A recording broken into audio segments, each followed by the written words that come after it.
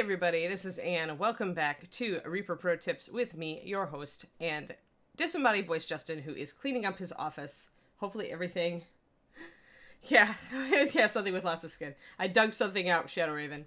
So here we are. Sorry for the delay. It was an Ed delay. Justin said he was devoured by Ed's office and then managed to claw his way from the depths and emerge into his studio. So now we are here.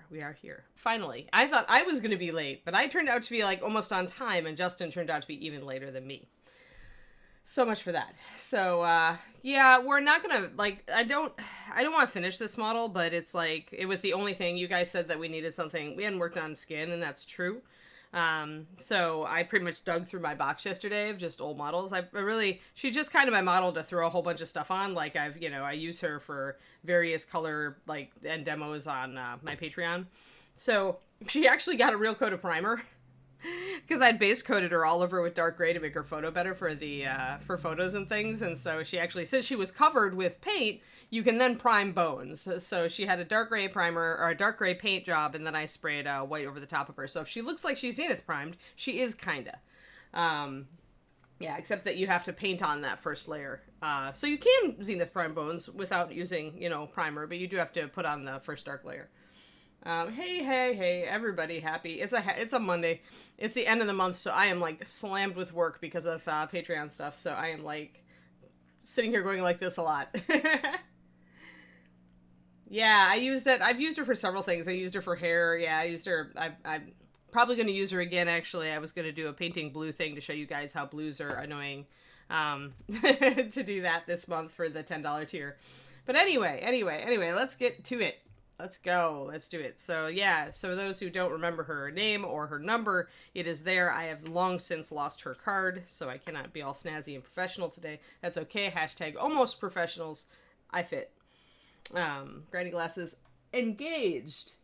Yay. Oh, yay. The AC is working. I part of the reason we got a delay was that I tried to turn it on so that Kiri wouldn't suffer, and it was hot in this room this morning. And then, So, okay, what I need from you guys, I need you right now. Choose a skin tone. Specific item number skin tone. And if I've got it, we'll use that. Because every skin tone is different. What you can do with every skin tone is different, depending on the pigments that are used in it. So, choose a skin tone. And I've got almost all the bone skin tones. I mean, choose a difficult skin tone, choose an easy skin tone, choose a skin tone. Bright skin? Ha! Everybody's choosing bright skin. That's so funny. All right. I have that. I've got it. Although I'll tell you that I don't actually use the highlight. In my opinion, I should have reformulated the highlight. I do not have vampire to hand, and everybody else beat you to it. So we got bright, we got ebony and dark. You want to see the brights actually work out. Yeah, I actually feel iffy that the bright highlight needs a little extra yellow to it. When I first tested it, I thought it worked, but now with what I'm more, that was early in Anne's development as a paint goddess, and I could do it better now. So I actually don't keep the bright skin tone triad out for it. I actually am more inclined to use, something like Youthful Flesh going up with a blonde highlight, or with, NMM gold highlight with some white in it. So more like that. But you can see how these two things would actually mix together to make something a lot like bright skin highlight. So we still will be using some yellow. Icy Violet is not a skin tone, Kernico. And I did a PDF on Icy Violet already. So if you didn't see my PDF about Icy Violet and what to use with it, you should go look at my Patreon at the $5 tier for last year. I think that was early. I think it was earlier in the January, February. Hey, Rex. But unnatural skin tones are okay, well, describe what you mean by unnatural. Because, vampire skin tones are totally different from goblin skin tones. They're totally different from mermaid skin tones. They're totally different from frost giant skin tones. Essentially, whenever you're using a color that's not a natural skin tone, your task is to make it look more natural. And usually that involves adding in red around areas of high blood flow. So, that's not a skin tone. Yes. Well, we're not going to do frost giant skin tones today. I wanted to work with a regular skin tone because the point of this is not to, did I forget my palette? Seriously? Do I have to go fetch my palette? I do. Anyway, the point of today was that you guys wanted smooth skin tones. You wanted me to work on skin tones. So the point is not non-human skin tones. So the people who voted for an actual skin tone do get priority today. Hold on, I'm going to grab my palette. I just realized my palette is in the other room. Both of them. I did a great one this morning. I'll be right back.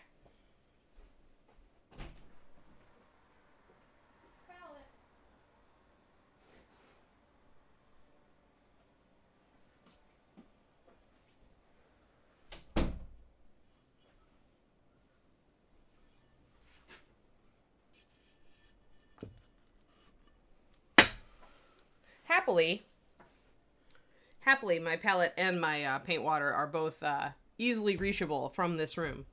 Small apartment for the win. Purple was not a serious vote.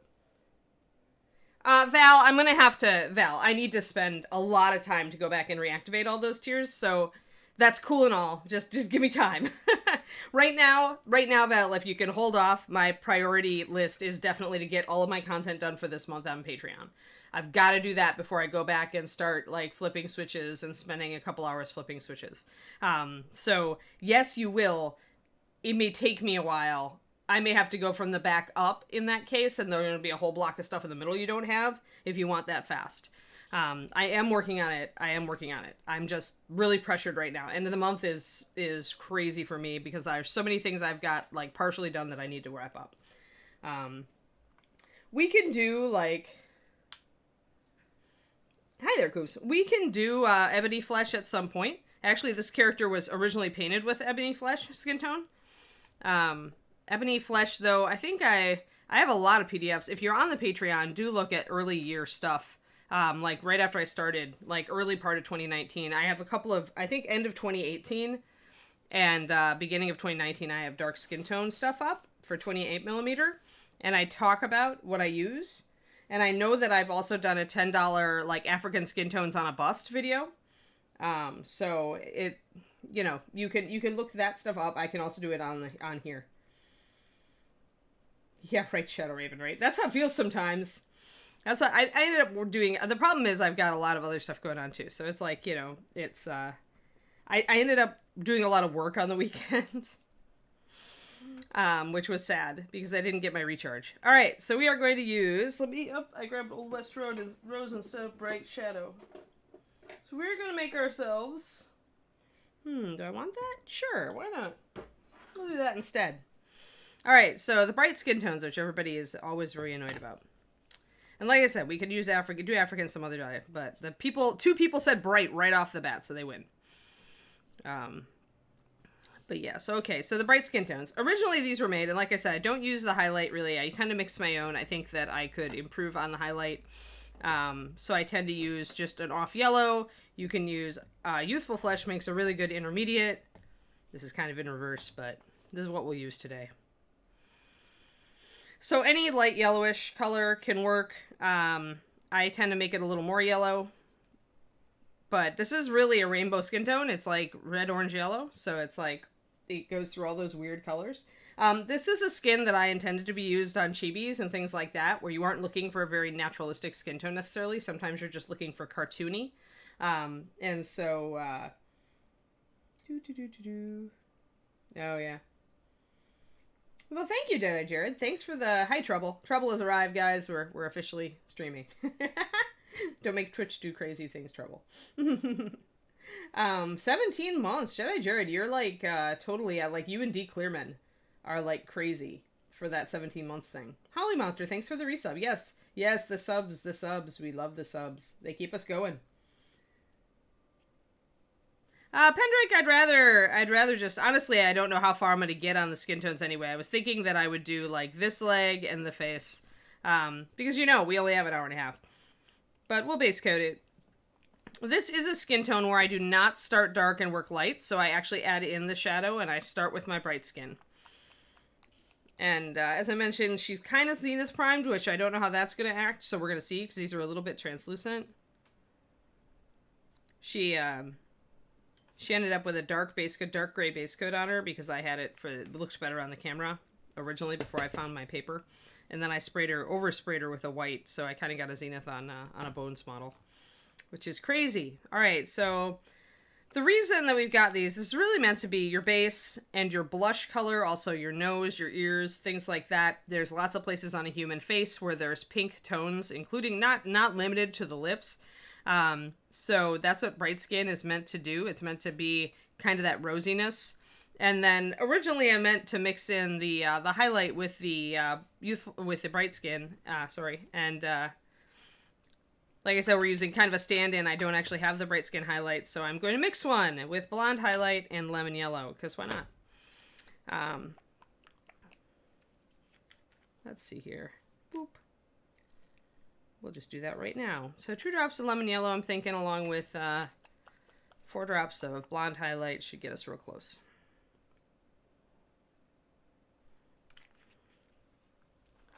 But yeah, it's meant to be a yellowy tone, because if you look at what a lot of 2D artists do with saturated skin tones, you will notice that they shade with purple or pink or red or magenta, and then they highlight with a yellow.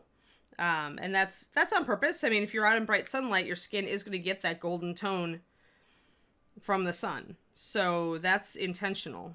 And when you emphasize the colors on that, and you're not going for naturalism, that's when you end up with that very cartoony skin tone. And so that's why we've got Bright Skin.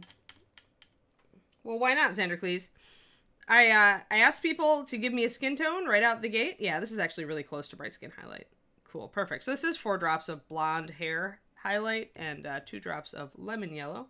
I decided that I needed to use lemon yellow more because I really do like it.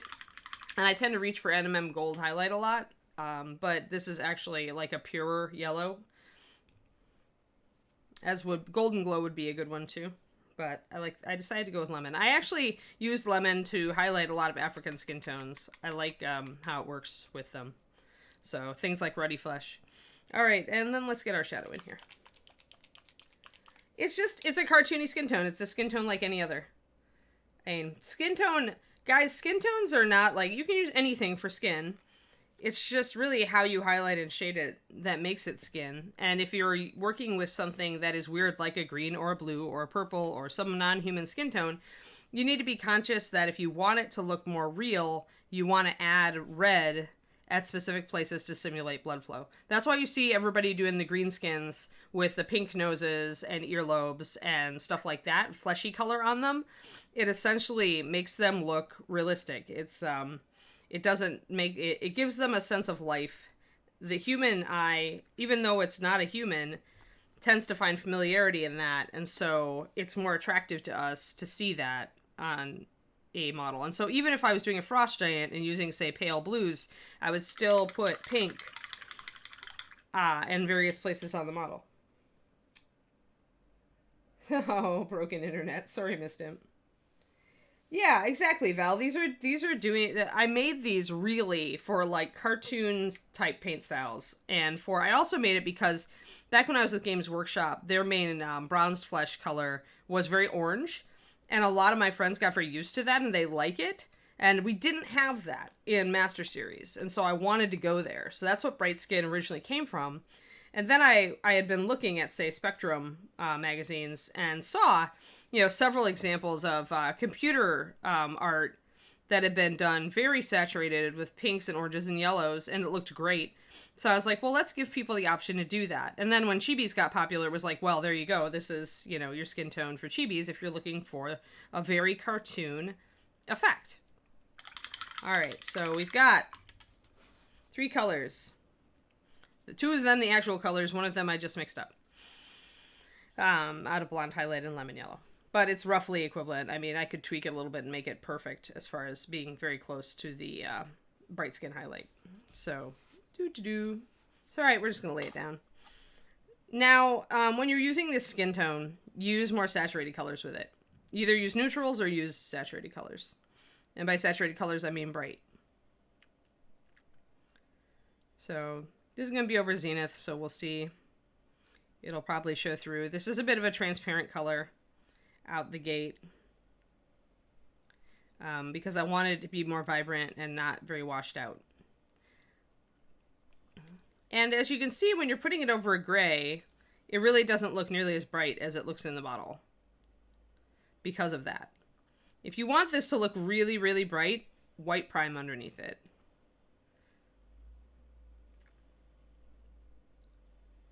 But even then, the thing that's going to make the orange really stand out on this is if I use like blues with it. Like I actually have a little bit of a pale blue base coated here. So that'll work toward us. She's supposed to be wearing like a onesie, but oh well. We'll just get the hip. With skin tones, you really want to get a very smooth base coat down. And so if you see any brush strokes at all, add water to your paint. You want the paint to self-level. Even if you have to put 2 or 3 coats on, you want it to be smooth. So do not try to go fast on your skin tones because you may get chunkiness. And if you're working on a female model, that is death. Chunkiness is death. Because you want everything to be really smooth.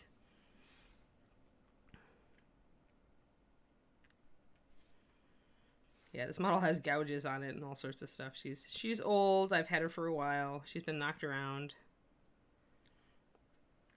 But she will do as an example model. This will not be a model we finish to the end.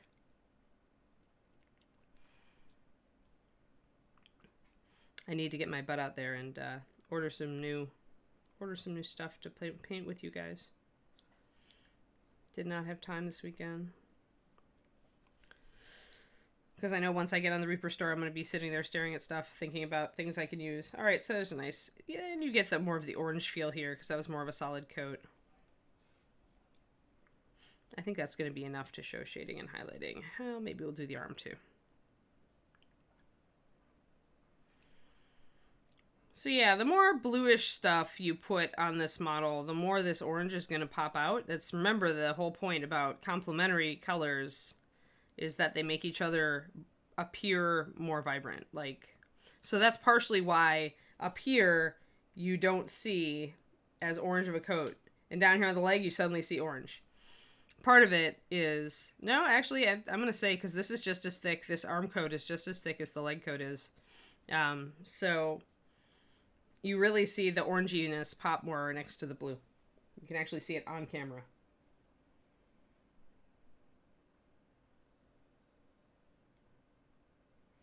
Well, I mean, the other thing to do is just to... I mean, yeah, I don't know. She's just got a weird costume. Whatever.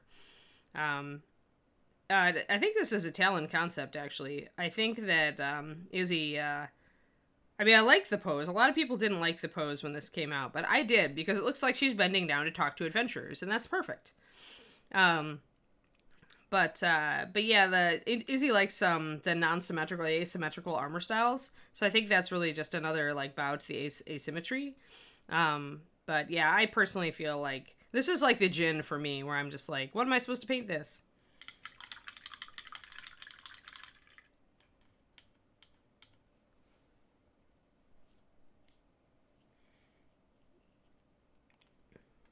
All right, so we got that. I'm going to put a second coat up here.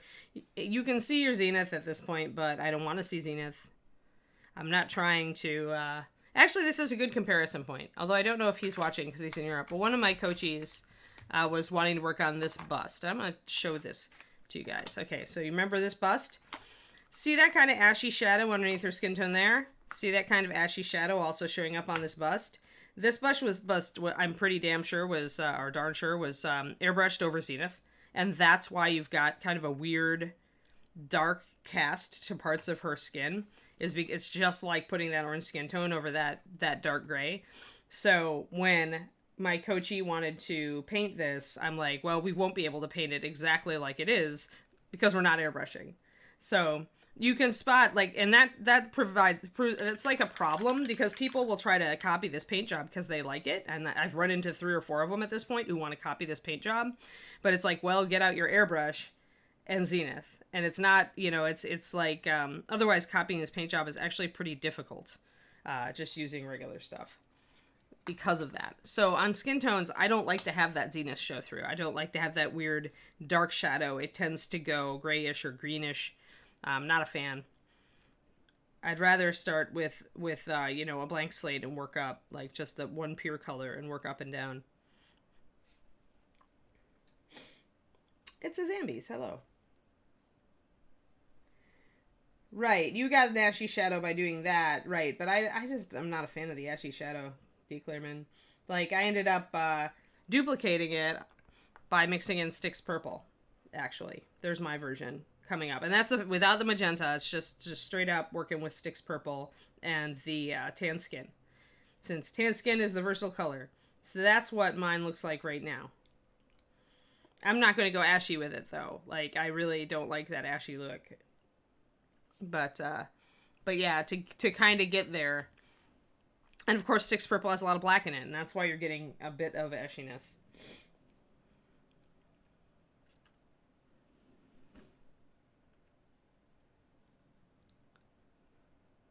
Also, Decolim, I just saw you email, but I didn't have a chance to look at it yet. Today is really rough for me, but we got to get some stuff in, so we'll do what we can. I may not be able to stream this week, guys. I don't know. My Twitch is... my Twitch needs me to stream, but I have so much to do.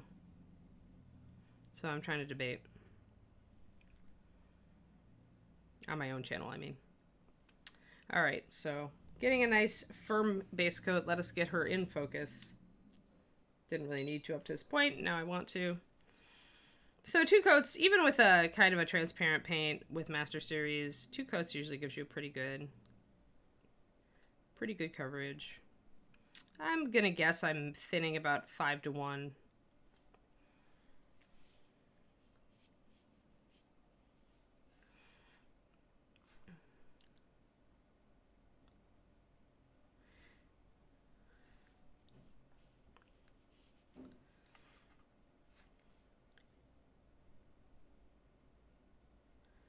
But yeah, Patreon people, we might be a day late on some content this month. I'm trying very hard, but adding in that new level right before ReaperCon, or right after ReaperCon was, or I guess it was right before ReaperCon, has kind of pushed everything. And I'm catching up slowly, but because the Patreon just kind of rolls, you know, it like rolls. I have the same content due every month, and I just added extra content, so I'm like rolling and rolling and rolling, and then it resets. So it's taking me a little bit to fully catch up.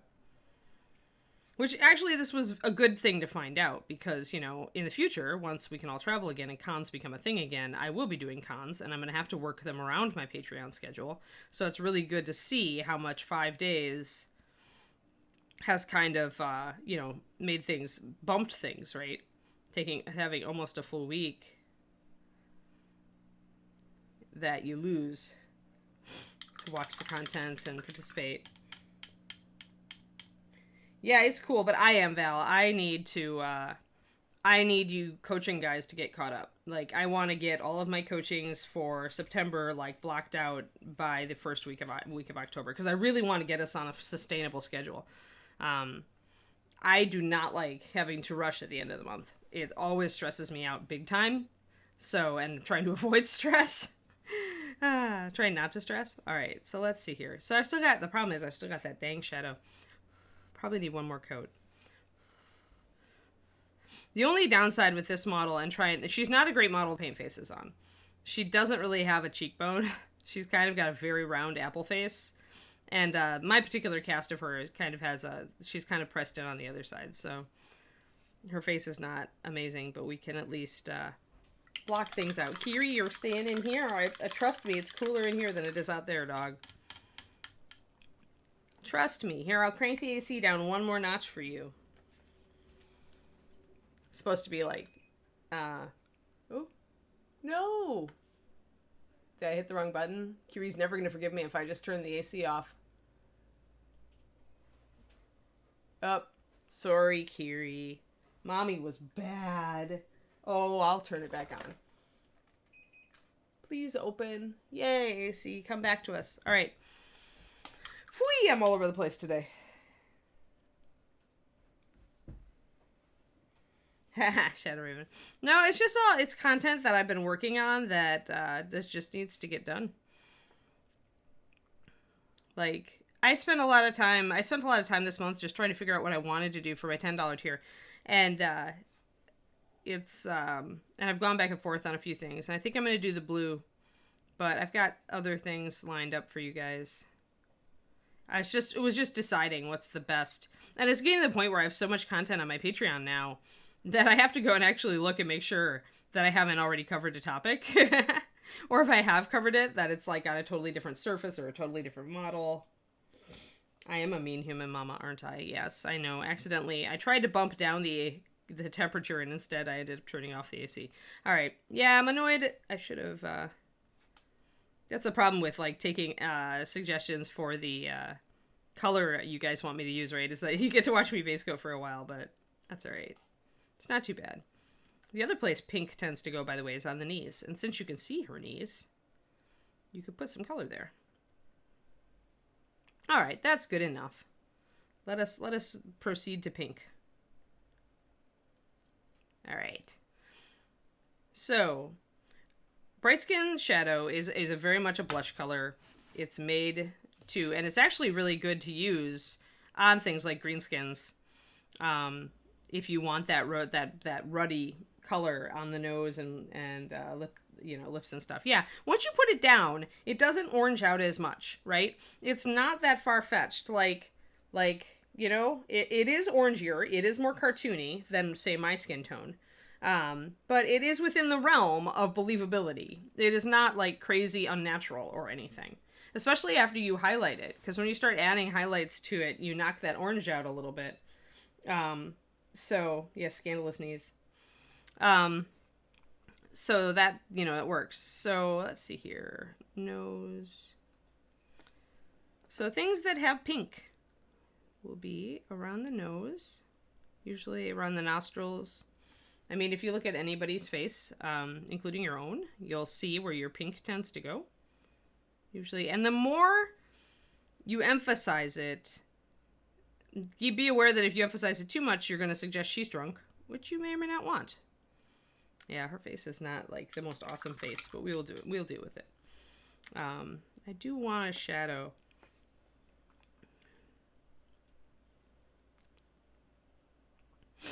There we go. Had to get a shadow in those eye socket. I definitely want this color at least to start out with the lips.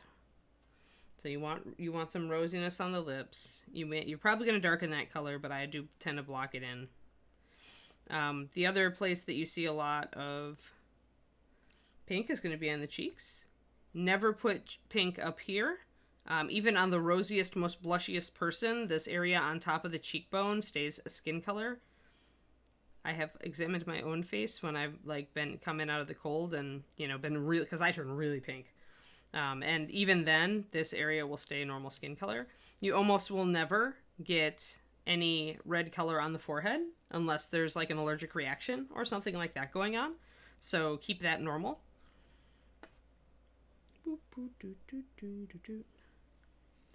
Another place you tend to see some rosiness is around the chest, especially with women, depending.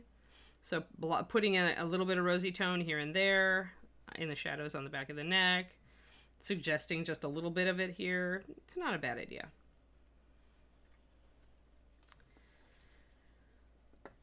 Getting the knees a little bit. Again, mostly you can use this as a shadow. You don't necessarily want to, put it everywhere in a giant solid block, but just painting it a little bit as a shadow is not a bad idea.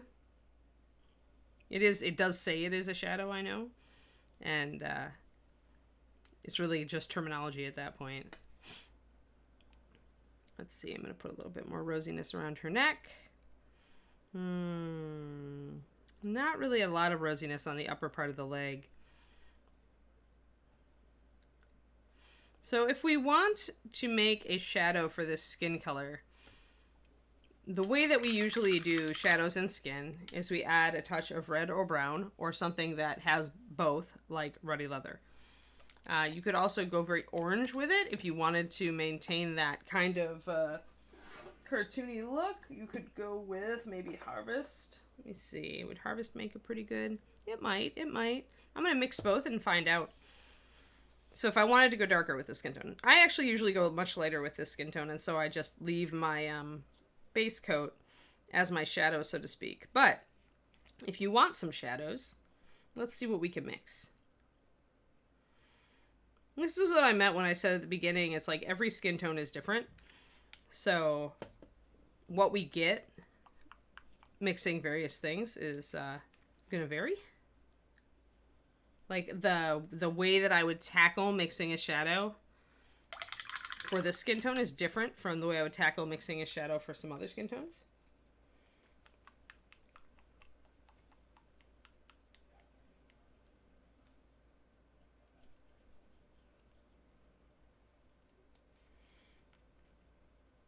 Yeah, exactly.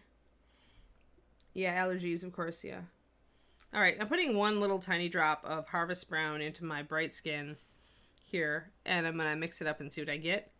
Could be maybe a little orange, but it could look really nice. Actually, I kind of like that. Yeah, I do kind of like that. That worked. So that's a decent shadow for this skin tone. Ruddy Leather would have more black in it. It would take it more dark right away. The Harvest Brown being so saturated means that we get to keep our brightness and still get a little bit darker. I might even add another drop of it and see how that works. Let's see. Yeah, because it is, the thing is, it's a very warm shadow. So I might add a drop of both. Warm shadows can look really good if you are out in the sunshine with your model, like if you are thinking the model is out in the sun and you are painting it that way. But otherwise they can look a little bit weird. So I'm going to add a drop of the Ruddy Leather in addition and see how that looks. And that's going to take it much more dark. Though it still does look like a realistic skin tone. As you see, it's just a darker skin tone. And it is still orangey. So we're still within the realm of work. So yeah, that was about 4 drops of Bright Skin. 1 drop, 1 small drop of Harvest, and 1 drop of Ruddy Leather. And these are colors that I would reach for regularly to create a shadow for skin, especially the Ruddy Leather. It tends to have all of the things you need to take a lighter skin tone darker.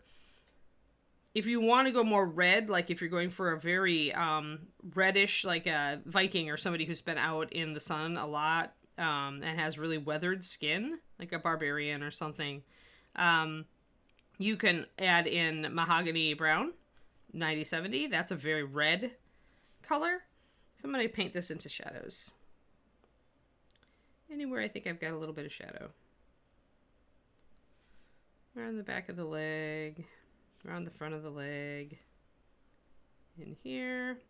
And I've gotten into the habit with skin tones lately of simply blocking in shadows, not worrying about blending.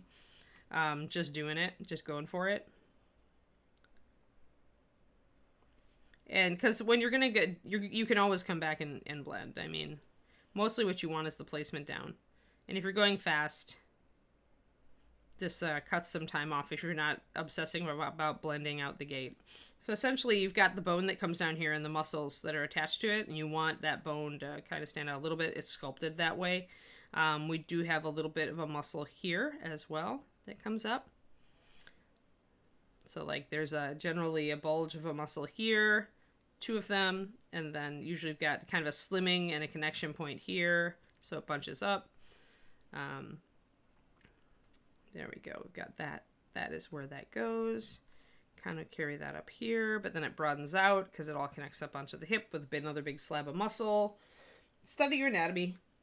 If the model doesn't have enough sculpted anatomy, like this one doesn't have a lot of sculpted anatomy, you can suggest the anatomy that should be there with paint.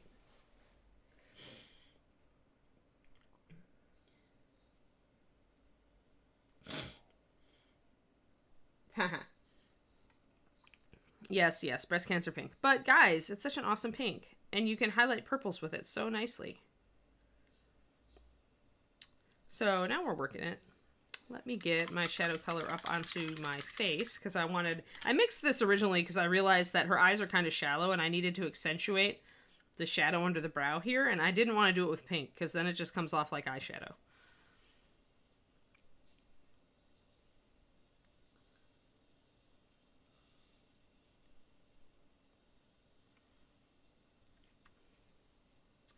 Now, one thing I would do at this point is I would line. And when I'm going with this, I probably would actually I'd use black and brown or Ruddy Leather, something really, really saturated. I'm going to go with Ruddy Leather. I don't usually line with lighter colors, but she's a cloud giant, and I probably am committed to light colors with her because she's a cloud giant. So lining with something like ruddy leather is entirely feasible when you are working with a model that's very fair and has a lot of light colors. You don't necessarily want something as dark as a walnut or brown liner at that point, although you certainly can use brown liner that's thinned. For example, I always talk to you guys about how thinned brown liner is more subtle. I've used very, very thin brown liner to line her. The eyes are a little bit darker, but otherwise a lot of the liner here is pretty see-through. So it's a more subtle line, especially when I go in and I block in the colors elsewhere. You're going to lose that shadow almost completely. You can see it kind of here, see it right there against the white hair where it's really see-through. And that's when you want a more natural shadow. Thinning your brown liner is an option, and I could have gone that way with her.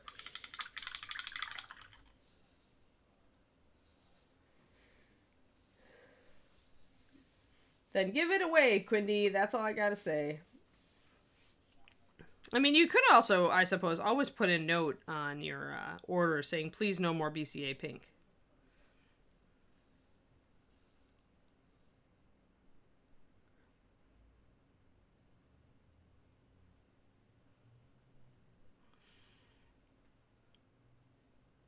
I'm sure that the world will have a lot of bottles of BCA pink. So we'll judge when we get down to doing her eyes if this is indeed dark enough, by the way.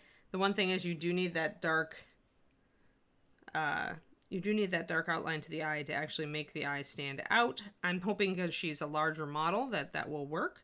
I'm going to use this to line the mouth. At this point, this is always what I do. I often do it before shading, but after doing the skin shadows, I always go in and line the mouth, which is a step that a lot of people, beginning painters, forget, and fill in the eyes. Fill in the sockets of the eyes. I'm going to mix my my bright skin shadow, the pink color, with a little bit of this ruddy, and get a color that's a dark rose to put around the lower part of the lip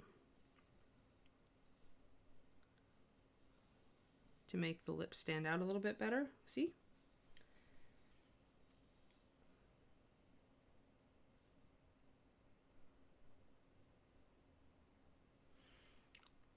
Is that a Kickstarter val? I don't remember what Raging Heroes is. I have already tossed too much money at Kickstarters in the last 3 months, so any future Kickstarter will have to be truly astonishing to get me to blow money on it. Because I am in on that Limbo Kickstarter. And we did the Arthurian one from Big Child. And I just did the Muses one. Thanks to Chibi Amy. It's all your fault, Chibi.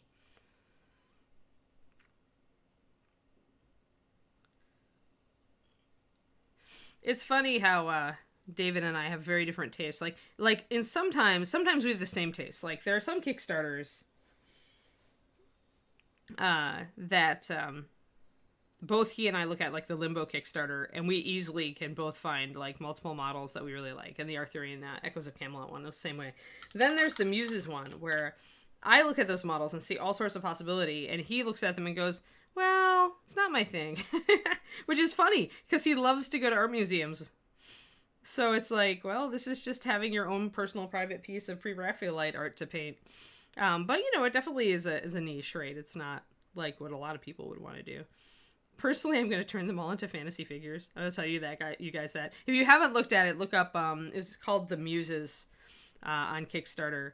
And it's pre-Raphaelite and some Mucha and some... It's classical art pieces of female nudes and stuff like that. I'm just going to put that line around her mouth, just block in that little corner, and I've over accentuated it, but when she's smiling, putting a little shadow there next to mouth is really needed to make it work. So I'm gonna tighten that up because I just put a slash down, but it does need to get tightened up. Oh, it's a Patreon. Yeah, Les Muses, yes. But yeah, but totally, Amy, what I'm going to do is make them all into like succubuses and elves and fairies and you name it, except for the Medea probably, because she's already a sorceress. But I was looking at them and I was thinking about the possibilities if I changed them into things, just with a little bit of conversion and sculpting. And I was really liking that thought, like making a fantasy version of each of those, you know, classical art pieces. And that would be so fun. And it would make them so different, right? And, sorry guys, I had a little bit of graininess up on her forehead. Needed to wick that off. Get rid of it. I'll paint over it. But yeah, so... Not you, Muses, no. Yeah, I mean, you totally could do that. I mean, they're going to be... What those models are going to do is teach you to paint skin. Big blocks of skin. Because they're big, right? They're like 72 mil. Or 80. And so... You're going to get a lot of practice with cloth and skin and maybe transparent effects on several of them. And they're really good for that. And they're beautiful pieces. So even if when they're that big, even if you just did a really neat base coat with just a little bit of highlight and shading, they're probably all going to look awesome. And the more you go to town on them, the better they will look. That's the nice thing about big models. Yeah, well, you could do the mermaid with teal skin. I like to do mermaids with fleshy skin and then go crazy on the fish part, but that's just me. I'm just glad they're doing some Waterhouse pieces, but I was very sad to see that they did not pick up La Belle Dame Sans Merci as the ones that people suggested. They did not put that up in their next one. Vote for next one. Probably because it's just too complicated. You got the fairy lady on the horse. You've got the knight who's been enraptured, you know. It's probably just too big and too ambitious. It needs to be a Kickstarter on its own if they do that one. Yeah, lots of room on those models for sheer, I would think. Now, I need to put a dark shadow under her nose. That's one thing about faces. Remember to always do that. You don't want it to be a mustache, but you definitely want a little bit of a shadow on the... Just paint the underside of the nose if you're scared of it being a mustache. She has quite a big nose and a very large upper lip. We might have to do a little bit of paint plastic surgery. She doesn't have much of a nostril, so I'm going to actually take this shadow color, which is a mix of my skin shadow color plus even more ruddy leather. And I'm going to kind of paint in that nostril. And I think also, let's get closer here. There, you can see how I painted in the line of that nostril. See, you can see our face is kind of smushed. This is a bad copy, but I had her, so I'm going to use her. But yeah, so then we're accentuating that smirk on the mouth, putting in that shadow. I'm going to bring in a little bit of my rosy skin to blend that in a little bit, but I still want a little bit of it there, so I need to make sure not to blend it totally out. I want just a hint of a shadow there at that corner. And then actually, I might wet blend a bit more to bring that out. And give her more rosiness. You have to be so careful with these lines around the mouth and everything. They build expression, but you can also add age. So you got to make sure that everything looks nice and smooth if it's a young lady. There we go. So I had to preserve this nice highlight going down here, kind of minimize the line a little. Want to put a shadow under the lower lip as well, if you can fit it in there. I'm going to shadow the entire side of this face. It's covered in hair. I'm just going to block it in.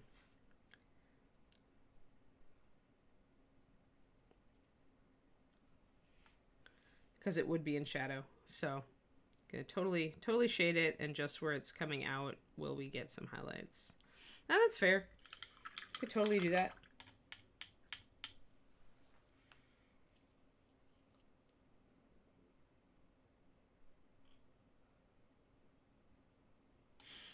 The thing is that she's sculpted young, so it's like, that's the thing, Black Wolf is, and actually I was talking to David about this the other day, because we were talking about the fact that there are, as far as busts of middle-aged women, there aren't any. Like, or there are very, very, very few.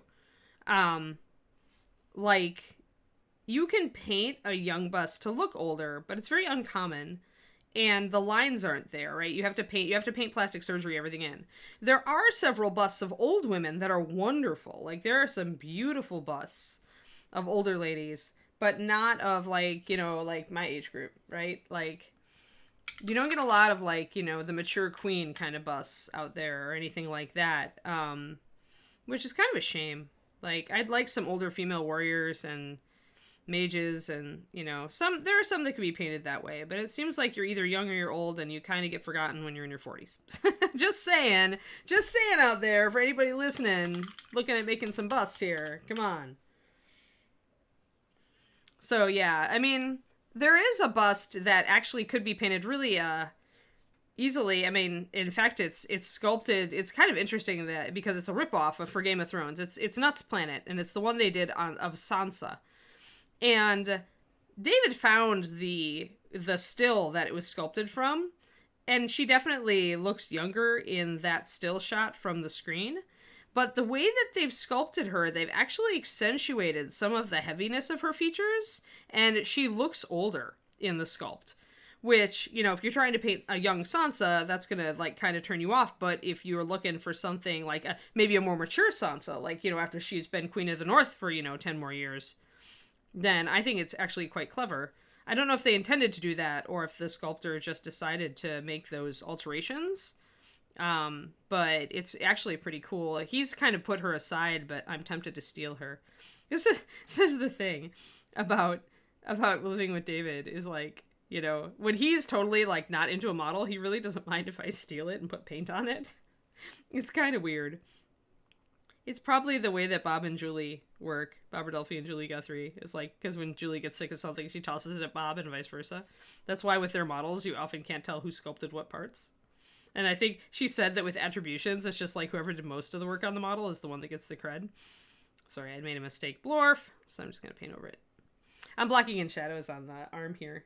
I'm kind of moving down from the face now. I'm going to get some of the chest and stuff like that.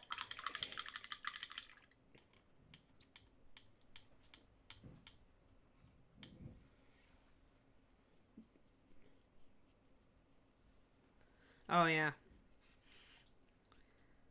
Kiri, no, you can't go out. You don't want to go out. It's warm out there. Trust me. I know David is out there, and you want to go check out and see what he's doing, especially if he's in the kitchen. Little dogs get very spoiled sometimes, don't you? You get very spoiled. Come here. You can get Scruffles. Good girl. Yeah, you're a good girl. David was doing his meetings out on the balcony this morning, so he is not here with us today. I call my dog a little dog, and I get jeered at for it. I call her the little dog because I had a bigger dog, but she's still a 75-pound dog. So I do call her little dog, however. Yes. I've had her since she was little. She's much smaller than most Shiloh Shepherds. Alright, so I tried to give in some boobage, and it got out of hand. Boobage has gotten out of hand, everyone. But it's because this is so flat. Like, sometimes you have a model that's just sculpted with a really flat chest, and you really want to kind of emphasize stuff that isn't there. You can do that, but you may have to glaze. See, now I had to glaze over it a little bit, and now what we get to is highlighting. So we're essentially sculpting a lot of detail on this model with paint that really isn't there. I mean, and she has boobage, but it's just this part of her chest has come off very flat. So we have to kind of suggest it with paint. Oh no, the air conditioning is going to be loud today. All right, well, if it gets out of hand, we'll have to turn it off briefly. Kiri will be sad. I may have to let her out at that point. All right, so we've essentially lightened the chest. I've painted in shadows here. They're really blocked. I can make them better, but you get the idea. You have to suggest shadows and highlights that aren't here in order to get the illusion.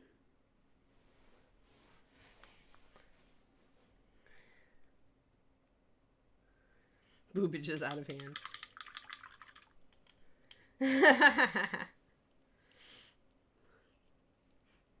Curie says, I'm a tiny dog. Mommy tells me that all the time. She was a tiny dog when I got her. I think she was only 15 pounds. That's the size of some people's regular dogs, I know. Oh, maybe you were 20 pounds, Curie, because I got you when you were a little older.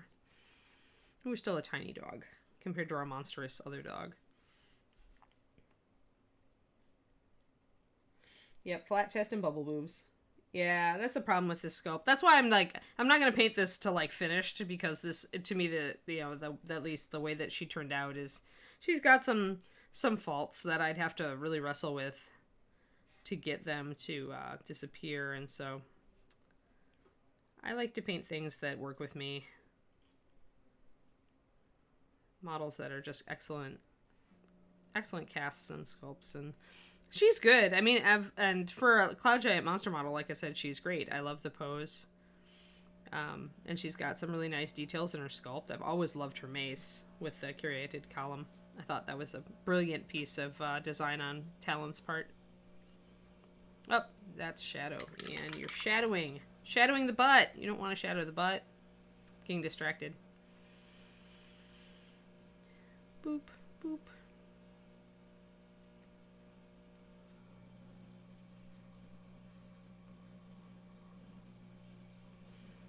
Yeah.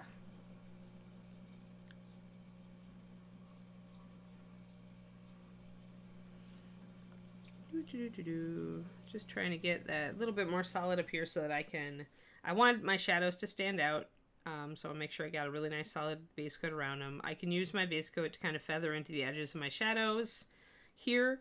If I want this to blend in a little bit more, I can just kind of use the tip of my brush and kind of interrupt that outline.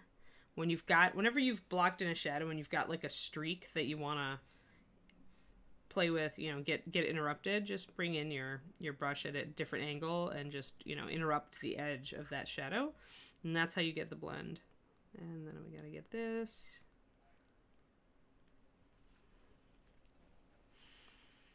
Probably want this part to be a little bit broader. Can go at it from the other direction too, interrupt the shadow.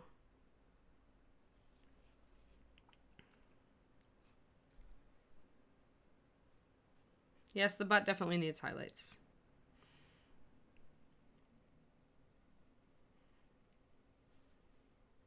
And like I said, you want to pay attention to like how anatomy would be. So figure out how far your main thigh muscle goes. Kind of minimize that shadow in that direction.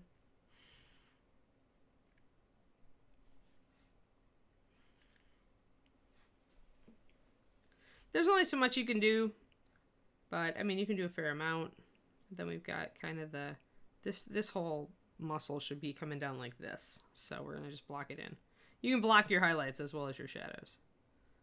Sometimes when I just need to overwhelm something I've previously done, like get this highlight really in place. Got a little bit of paint here. Hold on, let me grab it. There we go. Then you can just block in. So what I've been using again is Bright Skin, and for the shadow is 4 drops of Bright Skin mixed with a drop of Harvest Brown 9200 and a drop of Ruddy Leather 9109 to get a nice darker Bright Skin. The Harvest Brown is important there since it is very saturated. It helps to keep Bright Skin bright.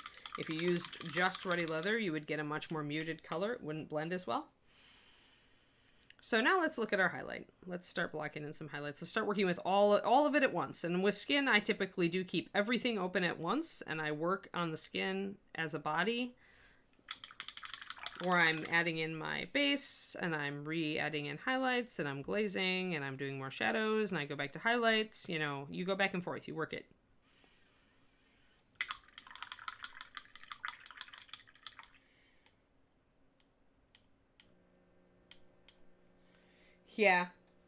Yeah, when you have a cold work area, that makes it hard, right? It'll be like that in the winter in here, I'm sure, because it'll be like 40s out, and I probably won't have the heat on because the dog likes cold. So I'm sure my paint will dry a lot slower at that point. Yeah, so I want this, and I want some highlights. So if you're working fast, wet blending is your friend. So, hey, you know, there you go. If your paint isn't drying, just wet blend. So lay down this. I'm going to grab some of my yellow highlight and pop it in there and blend it in. It's not going to be a perfect blend. It's just going to be a start. Now I'm going to grab some more of my base coat to blend in the edge. But that's how the yellow, you see how that looks like sunlight now? Like, that's what this skin tone series is meant to do. Like, it's a really nice golden highlight. And it really does kind of look like there's nice golden light, you know, sunlight pouring down on her. You wouldn't get, if you were in Twilight or Dusk, you wouldn't ever use this skin tone, because you wouldn't get a skin tone that's this vibrant with that sort of light. Because, you know, you'd have a lot of blue tones and stuff cooling down your skin. Sunlight warms up your skin and makes it look much more vibrant. And of course, golden hour, which is that evening hour usually, is the best time to take photos of yourself for social media and other things, because it tends to be the most flattering. It's very golden. Sunlight is very golden and very soft at that hour. So it's not harsh. It doesn't accentuate, you know, lines or wrinkles or, you know, anything about your face that softens out your face. That's why when photographers say they like the golden hour for portraiture, and when you look at, you know, things like dating sites, they always say, you know, take your photos of yourself in the evening or in the late afternoon. That's why.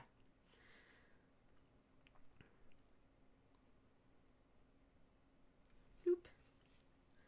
So see how that is taking, for one thing, the yellow is now taking out a lot of our orange, right? It's mitigating the orange.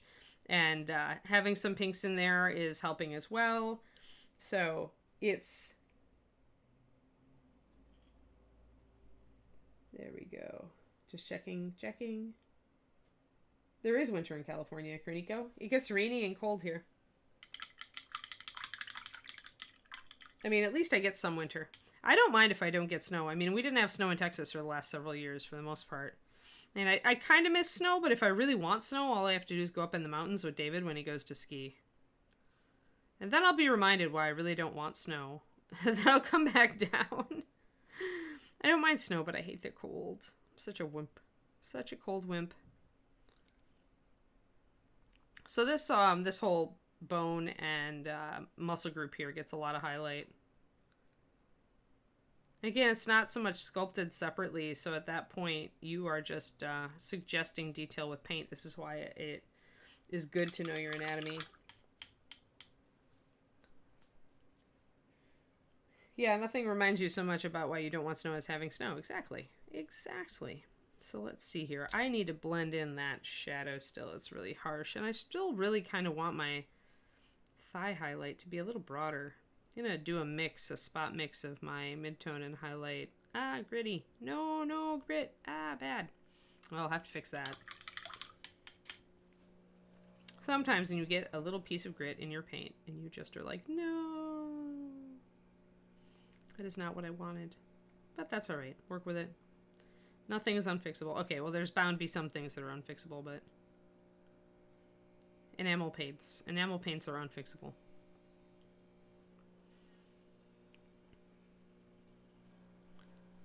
And I'm just eating into this shadow, that broad band of shadow that I blocked in. I want it minimized.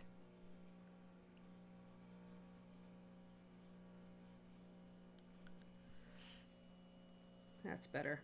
Because really you want this muscle to come down in an equal way. And so I had to broaden it here. Even though there's an angle, the way this has been sculpted, I'm actually creating an illusion that isn't here. Like, you can see the angle if I turn it. You can see that line, see? But from the front, she looks fine. You can't see the line because I've disguised it with paint. I have done paint plastic surgery.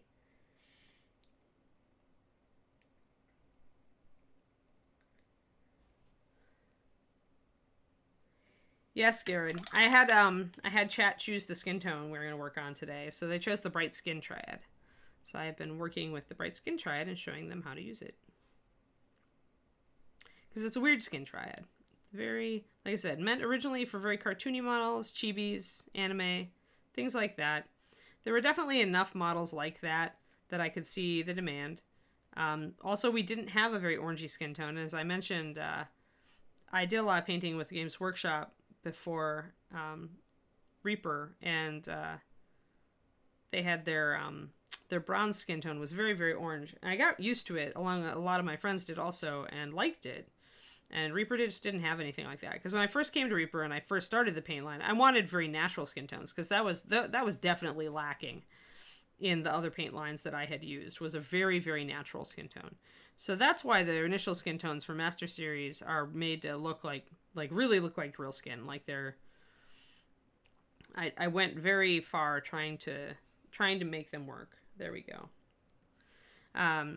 But then, by the time I got down to where the bright skins are, I was like, okay, we really are missing this orangey skin tone. I'm going to highlight the knee. This guy's... because you always will have that highlight on the top of the kneecap. You'll have a little secondary highlight on the collar of it underneath there.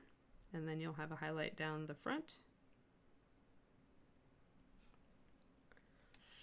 And so yeah, that's why I made the skin tone. And I still find this to be a very versatile skin tone. I will often mix things into it to create a new skin tone. The reason is that bright skin has no black in it, so you can twist it easier. Skin tones that have no black, like youthful flesh, pale flesh, bright skin, those are all very useful, like when you want to tweak skin tones.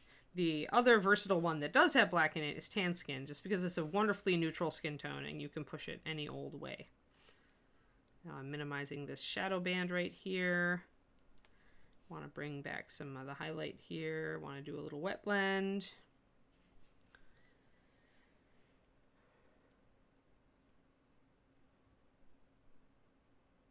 Three days of summer this year would just be amazing.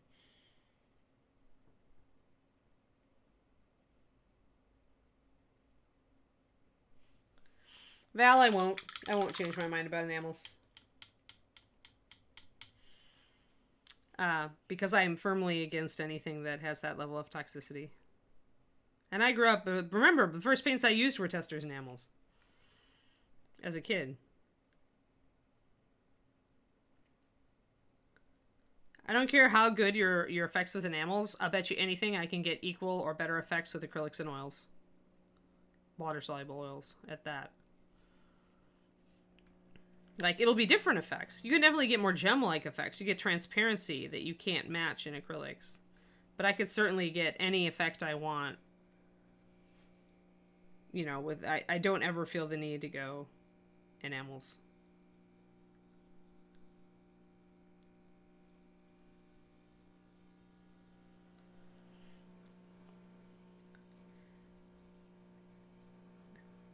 I'm so much the anti-solvent painter. I don't like any painting thing that makes me use solvents. It was bad enough that I went through art school without knowing how toxic half of the things that I was using were, because nobody told me. Well, yeah, metallics metallics, guys, and enamels are always going to be better than acrylic.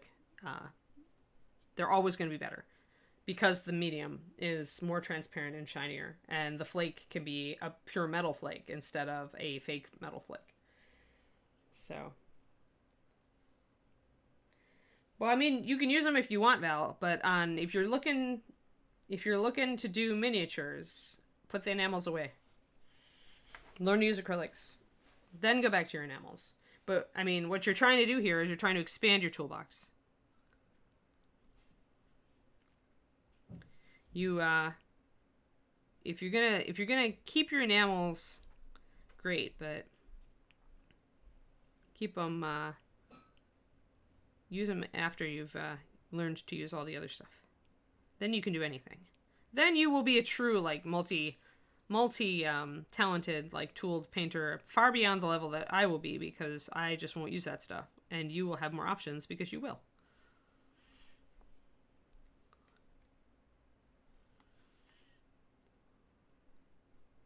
I mean, the fun part is figuring out that you can do acrylics, start with acrylics, and then use enamels and oils over the top of the acrylics. You can't do the reverse. But, I mean, you can cross medias like that and get different effects with that sort of thing. There we go. Now we got a nice sunlit. Look at how sunny that looks. That's very sunny. That's what happens when you use a lot of yellow in your highlights. You get that look of being sunlit, guys.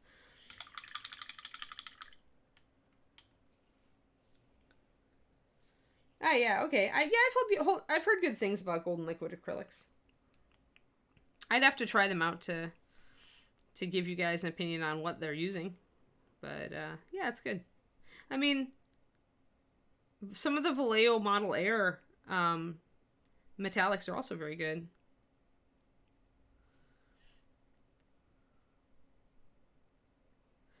But I do try to stick, again, I'm going to go water soluble anytime. If I can't, if I have to go to enamels to get an effect, I just won't go for that effect. I'll just do something different. Yeah, so that looks really sunny. I like this. It's very, very golden. So this is what you can do with this skin tone. Not all skin tones highlight up as well with yellow as this one does.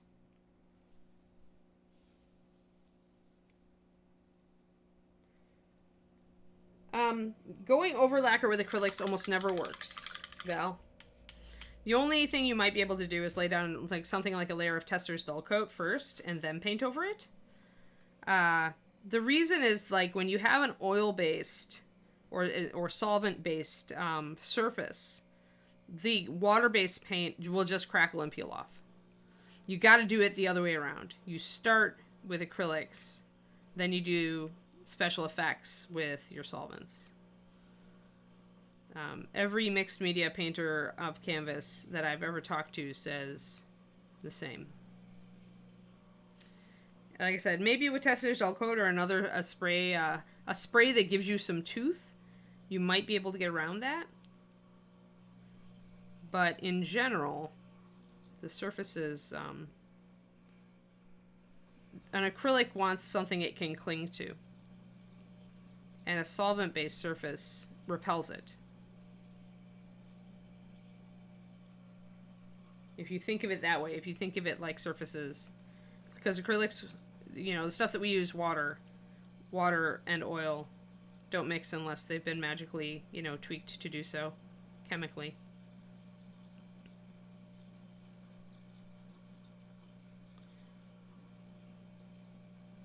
So I'm really popping the highlight here on this top of the arm, because if I'm going for this sunlit effect, I'm going to get that effect.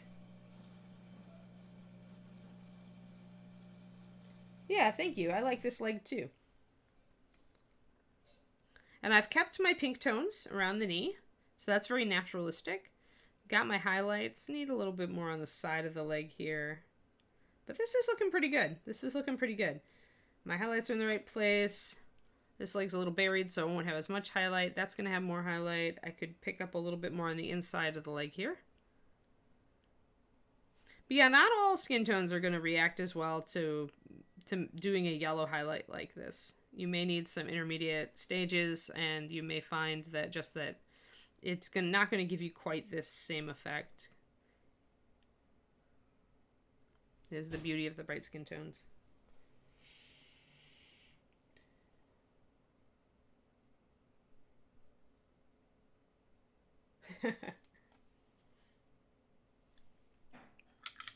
But yeah, I mean, this the anti-solvent thing is just me, guys. It's just, you know, having, like I said, I used a lot of solvents in college. I loved oil paint. I even used them earlier in grade school because I had paint by numbers that were oil paints. And I had, you know, a bunch of that stuff, and I just got to hate turpentine and the mess and the drying time and all the rest of it. And I would say that it was the turpentine that mostly drove me toward water-based paints more. That, and then that was what was available when I started painting miniatures for reels.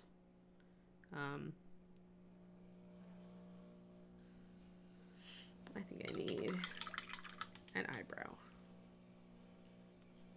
The coffee just kicked in. Get that sunlight. Get it. Yeah, but we are getting it. See? We are getting it. Like, she looks really sunlit down here on the lower part. I just haven't done the face yet. So now we're going to go up here and we're going to start popping that light up here. And we may need to add some darker shadows to make that look correct. Because if you have a sunlit surface that it then has like an overhanging thing like a chin, You want a very convincingly dark shadow. The sunlight is going to give you your dark shadows.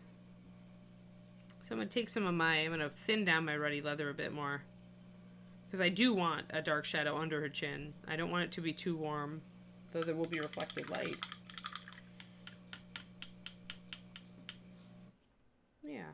Yeah, the air conditioning is definitely getting grumpy. I'm going to turn it off. Okay, AC. You're okay. We're nice and cool in here right now. The doglet will be all right. She's asleep. She won't notice that I've turned you off yet.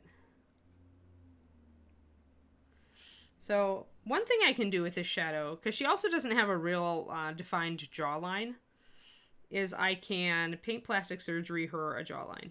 So first I'll get that shadow underneath the jaw. See it? Then we're going to take our ruddy leather and our shadow skin tone that we mixed. And we're going to kind of come up and suggest more of a scalloped jawline for her. Now again, we're using paint plastic surgery to sculpt that jaw. And I want a dark shadow just under her chin, on the neck. When you have like a strong overhead light source, you're going to get that. You're going to have a lot of shadow down here too because of the hair. Remember, we shaded in a lot of her her face there because it's covered by hair. And I'm going to do the same thing here with the shoulder. And I'm just, wherever I want a more muted shadow, I'm just going to go in straight, mixing in more ruddy leather. We just don't want that much, that muted of a shadow on some of these areas that are brightly sunlit. Cool, yeah, I mean, Zelda's a good,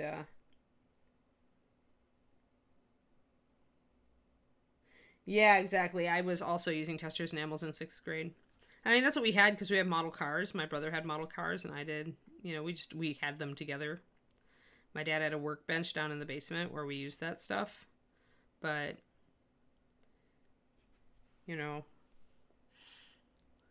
like I said, not a lot of people talked about toxicity in those days, or even in my college days. All right, so now we got to make some cheekbones, or some collarbones, sorry. So I know where the collarbones should be. They should be right here. So I'm essentially painting in the shadow that would be under those collarbones and on the other side. And that lets me artificially create not only boobs, but collarbones. The hair is over the collarbone on that side, so we're pretty okay there. But I want an actual collarbone here. I do not have one. So I will make one. Collarbone. So again, study your anatomy so that when a model comes up short on something, you notice it and you can fix it.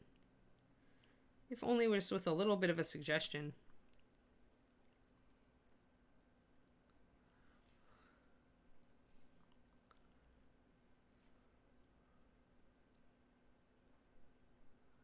That, and there's usually also a little dip. Here, I'll show you on the bust. So really well sculpted busts will tell you your anatomy, and and painting them, you will learn anatomy. So you have a triangle here between the trapezius, right? And the tendon that comes down to the shoulder. You've got that hollow there, and you've got the collarbone here. And the tendons that go down the neck connect here. And you've got this little dark hollow usually right here that you want to shadow in.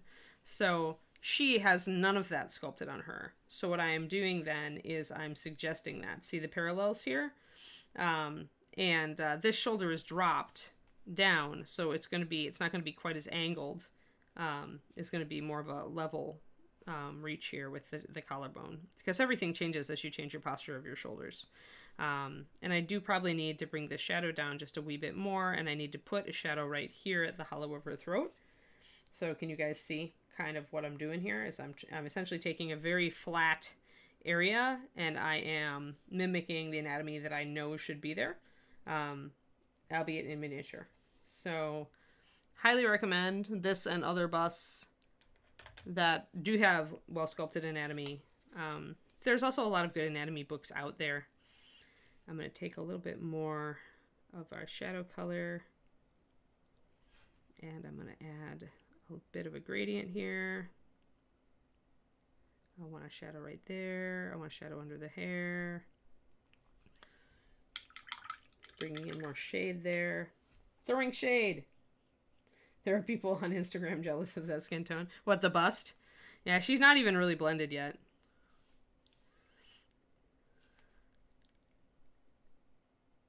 But she is, I mean, her anatomy's really good. She's rather a joy to paint. I didn't mean to do much on her because I didn't have the time. I had to do her kind of to set up a coaching, but then she kind of talked me into painting more of her. All right, I need more of that shadow at the throat. I need probably to go straight up ruddy leather on that. So let's see here. Look at it. Collarbone comes down here. There should be a shadow right here. We're going to just put a really dark dot there, and then I'm going to blend it out with some shadow. Because we can minimize it with glazes. And I'm going to bring the shadow up. These tendons. She does have the suggestion of her tendons going up on either side of this. So you want that to kind of go that way because the tendon comes down and connects. Little did you guys know you'd be taught like how to correct anatomy on miniatures on today's stream.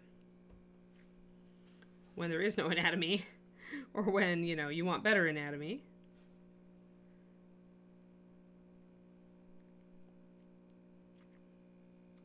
I do want a little bit more there, and I want a little bit more here. And this collarbone is hidden by hair, and this is going to have some highlights, and I'm going to have to tone it down a little bit. That's too dark right now, but that's all right. We can work with it.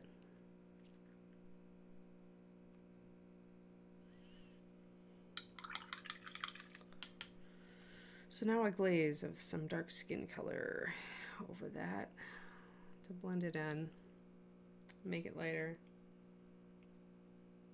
Yeah, well, you've gotta. I mean, that's what makes. That's why you can talk forever about a lot of this stuff, right? Because it's like every model is different. Every model you get different challenges. Every model you get different things you have to fix. Different things that are really well sculpted that you can play with and make better, even all that sort of thing.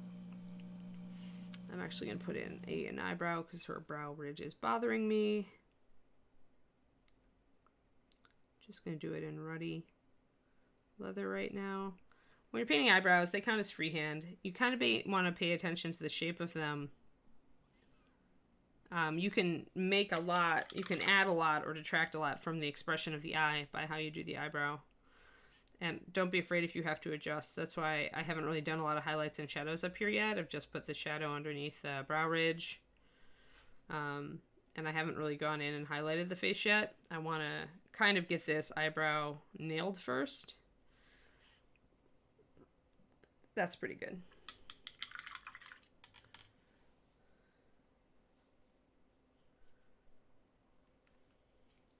I don't know if I would put eyeshadow on her. It depends on the rest of her colors.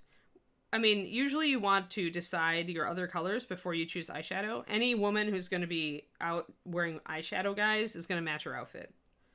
So don't just say you want silver eyeshadow unless you're planning to do most of her outfit in silver. And also, you can get into trouble with that. Although, yeah, you could do silver. I know, silver is a gray, right? And metallic silver isn't going to necessarily look the way you want it to look. I don't know if I would go silver on her. I do think I need to like color in her nostrils though. Her nose is bothering me. She does actually have nostrils. So I do want that shadow. She has such a big upper lip for a miniature.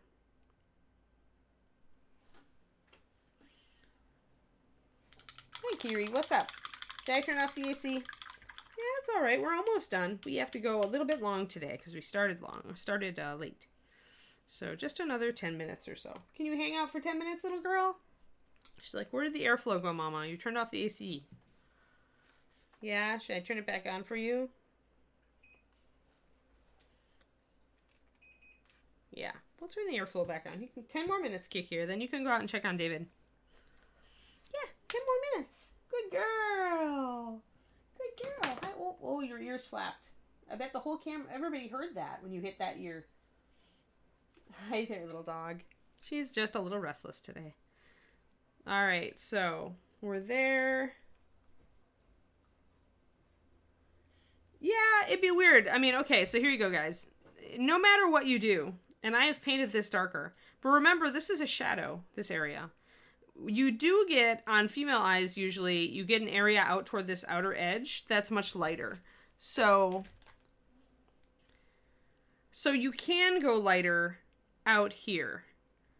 But remember, you always want to go darker here. So if you use Sophie Silver, I would use like a gray blue mixed with that to still make sure you've got that shadow under that brow ridge. Because if I turn her, like if I turn her away from, now she's directly in the light, but if I turn her so that the light is coming down, you can see that she has shadows here. And if you don't put these shadows in, your eye's not going to look right. So remember that when you're doing the eyeshadow and highlighting. Eye makeup in general. Only put that white silver under the outside. Alrighty. She actually has also an eyelid up there, and I did not line that. So I'm gonna. She has an eyelid very faintly sculpted here.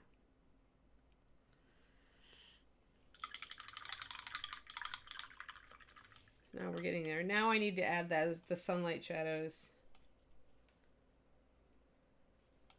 What colors would you suggest for silvery hair color? You can go bone, you can go gray, you can go bluish gray. It depends on your taste in drow, really, Coobs. You could also, if you're going with a purpley skin tone, you could just lighten up that skin tone a lot and just use that as a base and then go up to white. I actually did a dark elf skin tone thing for the Patreon, I think, not long ago. I didn't really talk much about hair, though, I guess, in that one. I mean, any color that you can use, you can build any color up to white. So the challenge is to choose something that's not going to clash with your skin tone. So without knowing which drow skin tone you're using, that's a hard question to answer. So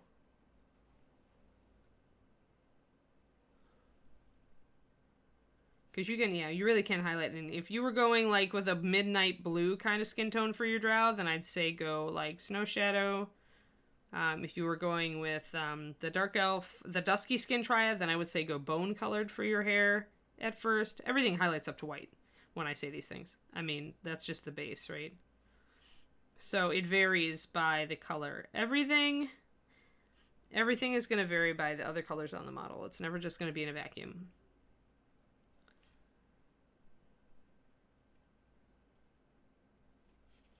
All right, so bringing up some more highlights there.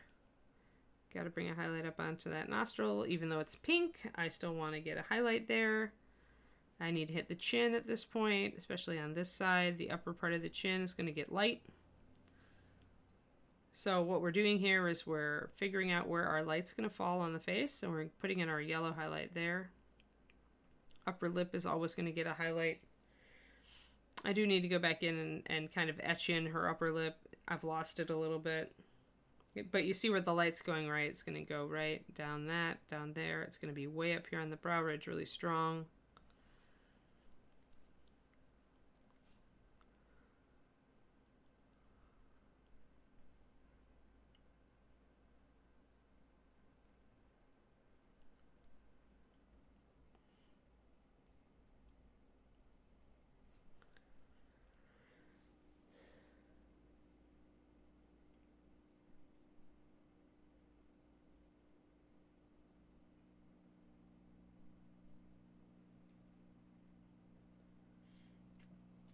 The Dark Elf Skin Triad is very purple and very gray.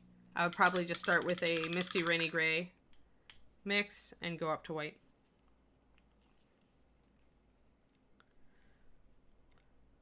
I'm here, by the way, Miss Anne. Oh, I missed a Justin in my ear. What was that, Justin? I was just saying I was here now. Oh, okay. Cool. You're back. Yeah, we went a little late since we started a little late, so I'm just putting highlights on this skin tone and trying to bring all the areas up that I want light on, but we're only going to go for a little bit more. But I think we gave people a good idea of how to work with this bright skin triad, hopefully, today. I hope y'all did actually learn some stuff from doing this bright skin. So now we've got our nice sunlit leg and our nice sunlit arm, and we're getting up the face up here. I want to do a little bit more. Dark Skin Triad is purple gray. Dusky is more brown. Correct, Mike M. Yeah, I've never yet seen anybody paint a drow with copper hair. I know it's supposed to be in the canon, but the problem is, man, the skin tone you'd have to use to make that work. Might be able to do it with dusky skin.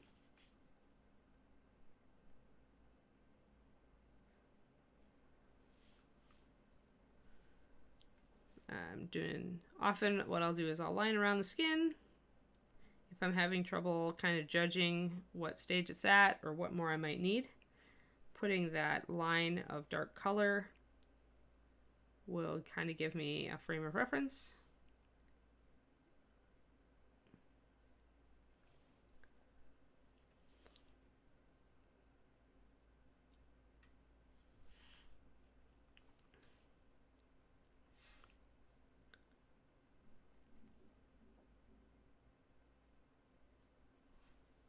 So I've got some lining, and that changes the look of it.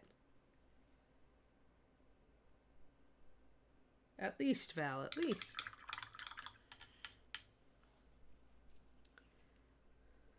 The rule in the old days, Val, was highlight it till you think it looks good, and then put 2 more layers of highlight on it. That was what we always used to tell each other when we were painting.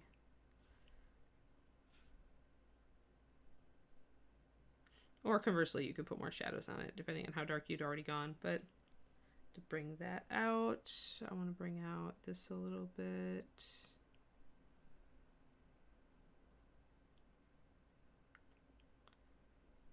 Blend in that line a little.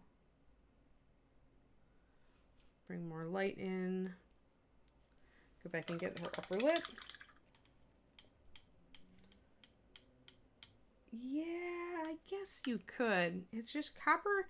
Copper is weird and problematic, guys. Remember that. It doesn't go with muted colors generally. A lot of muted colors. It has trouble with a lot of skin tones, especially if they're muted purpley. Be careful with copper.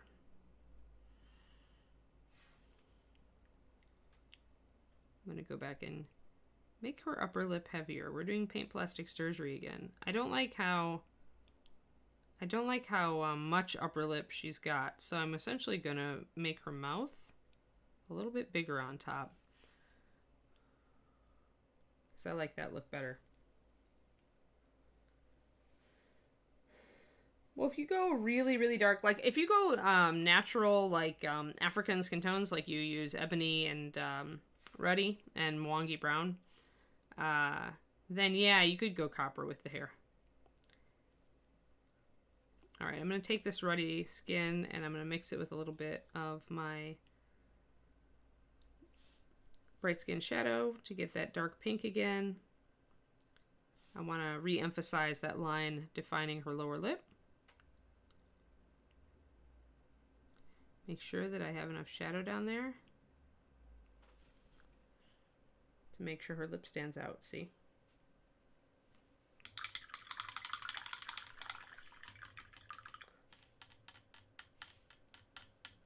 And let's block in the whites of her eyes and give her an eyeball real quick. Where is my bleach linen? There it is. She has big eyes, so you want to use an off white. Usually I would use a grayed out tone. Bleach linen does have a little bit of gray in it. It might be too bright, we'll find out. Put just a little bit of water in it because you want it to flow off your brush nicely.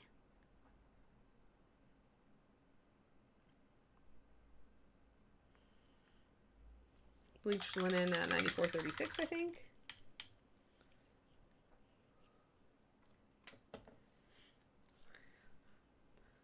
Brown black, the question is, are you going up in natural, like with lighter browns and golden colors, or are you going off with whites and graying it out? The choices that you have for hair color around either of those are very different.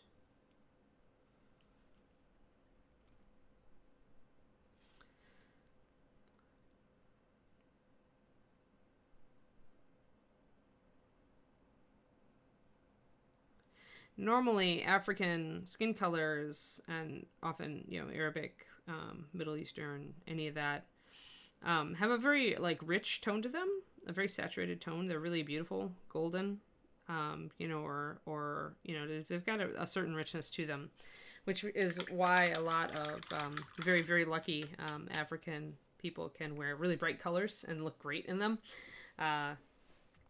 It all is relative, relates to that, but so if you're gonna take it up more, like if you're doing mythos beasties, you almost want to go more disgusting, you know, kind of like grayed out or greenish or something like that.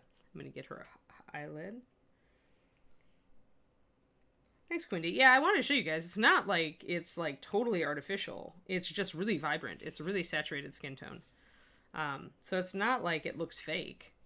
When you look at it in the bottle, you're like, what? But when you put it on the model, it's very different. So there, let me get her. Let's give her a blue eye. We can give her a blue eye. Her eyes are big enough, right? Mostly. This is the limit. Like, I think any eye smaller than this, you couldn't pull off a colored iris in. We're gonna grab some void blue because I had it out. It's dark enough that we can probably manage to do the line around the eye. If not, I'll have to add some darker color to it. Maybe Nightmare Black would be better. Yeah, let's do Nightmare. You want to go really dark with the eye at first, even if you are going to do a colored iris, because you need a rim around that to make it work.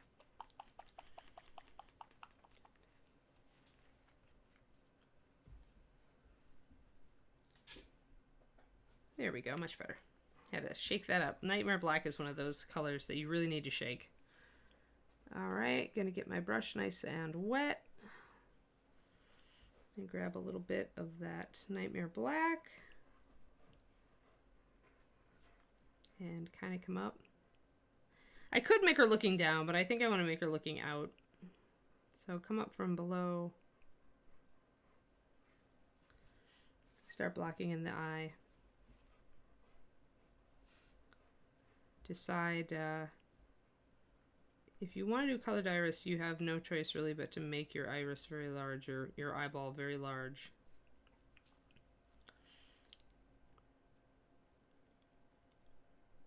Because you need the room to do the colored iris. And if her eyes are at all like kind of closed or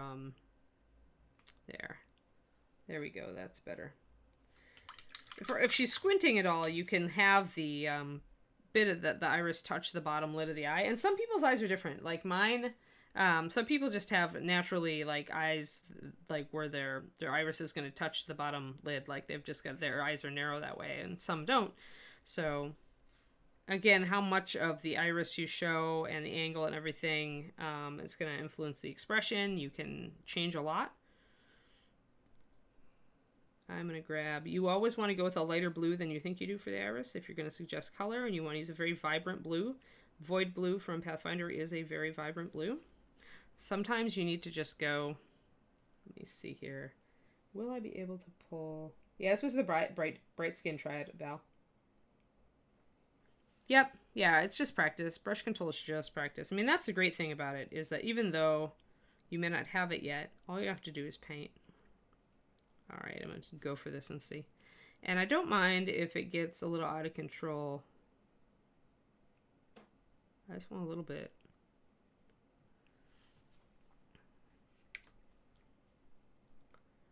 Let me get that in focus. Okay.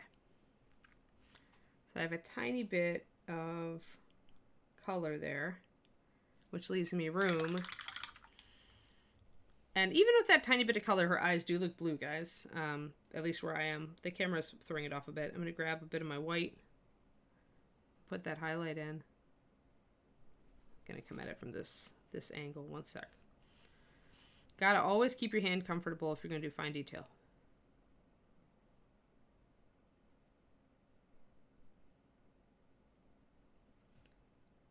Just tiny highlight. Need more. Need a brighter one.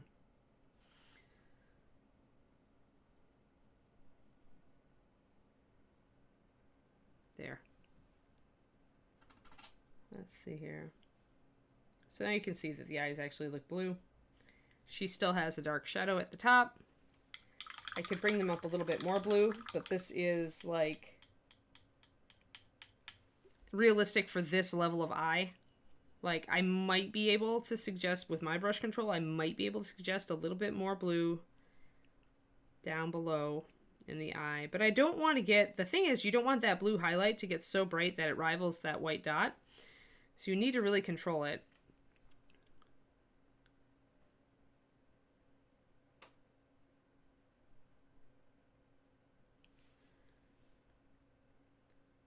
But she is, you can see that she has blue eyes, that they are blue.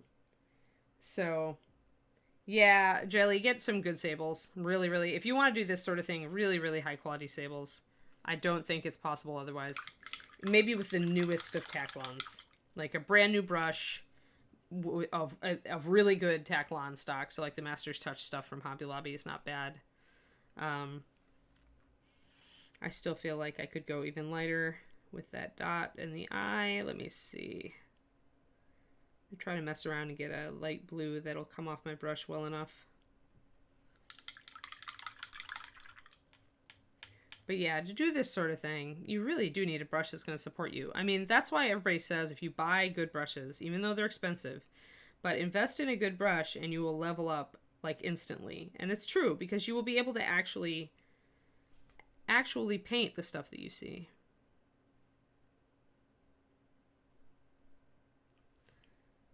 That's much lighter, and I've lost a little bit of the lower rim.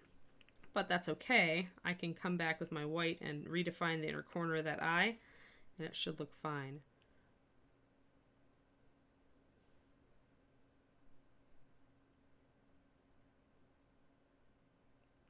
Then I lost a little bit of my...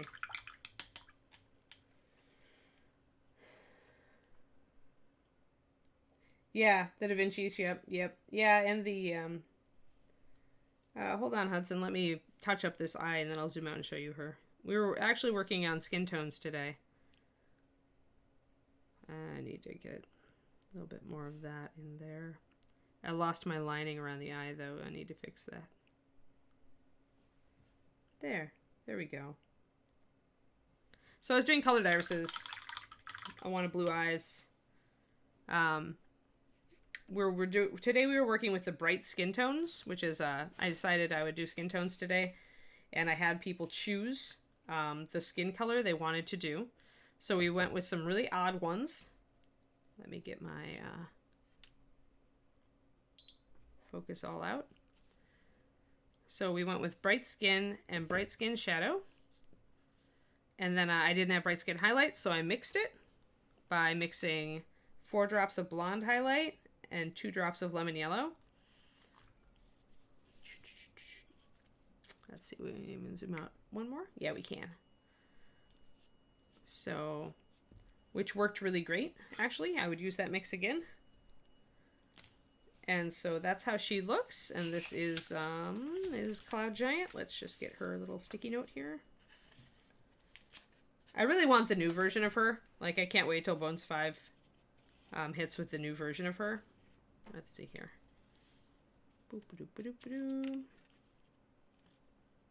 There we go. You guys can mostly see her. There. Perfect. So it's a really, as you can see now when I'm zoomed out, it's a really warm skin tone, right? It's a very, very lively skin tone. It's a skin tone you'd see on somebody young or somebody really healthy. Yeah, exactly, Coos. Yeah, I mean, it pays to work with tools that work with you, right? If any tool you have is frustrating you, put it aside and try to find a version that doesn't.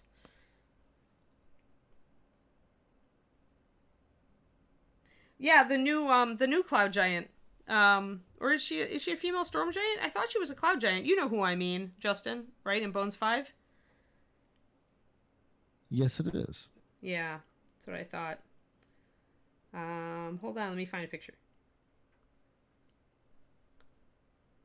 I think I found one this morning.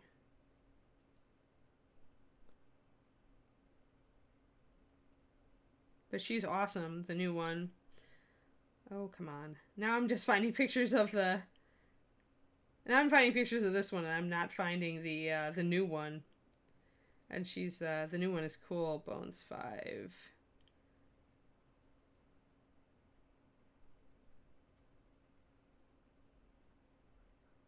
Let's see if I find it that way. No, of course not. Yeah, sure. Now I'm sad. Curses. Curse you, Reaper Miniatures. And I know that this showed up on my previous search, too, which is very sad. But, oh well. No love. You all have to go look at it in Bones 5. It's in the Greek expansion, I believe. Yes. And she's really awesome. Like, the resculpt is extremely awesome. And it is a resculpt based on the art. I believe she still has similar mace, doesn't she? Or something close. But yeah, and she's bigger, too. So, I would love to paint that one. So once it comes out, ages from now, we can get all that fun stuff. I actually liked Greek Odyssey more than most of the sets. I like a lot of the models in there. All right. So guys, any questions about working with the bright skin tones? Remember that to shade it, we also used some Harvest Brown and some Ruddy Leather. Ta-da! There. Now you can see everything. But yeah, so not a fake skin tone at all. Very, very lively, very healthy skin tone. It's good for stuff like this where it's a semi-divine creature, right? Like where it's like it would be good for gods and goddesses, and it would be good for like, you know, for that sort of things. Greek heroes.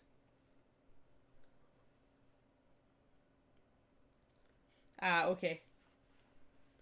Yeah, if you guys want to go check her out, she's amazing. And the Bones Kicks Pledge Manager is open through the end of this year. Am I correct, Justin? Through December 2nd or something?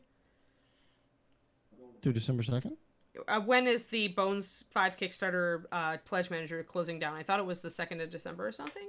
December 1st. December 1st. All right, so not through the end of the year, but through the end of November.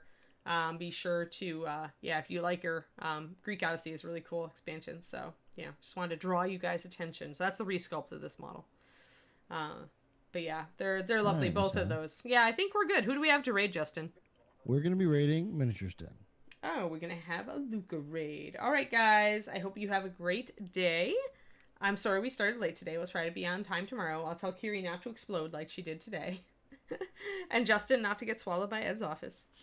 But yeah, I hope you guys have a great day. And I will see you again tomorrow morning. And later today we have Monday, Miniatures Monday with Josh, correct? Yes, we do. 3 p.m. Alrighty. Central. So come on and tune in if you like that show, guys. And give it a try if you haven't. And we'll talk to you later. Bye-bye. Thank you guys very much. We'll see you later.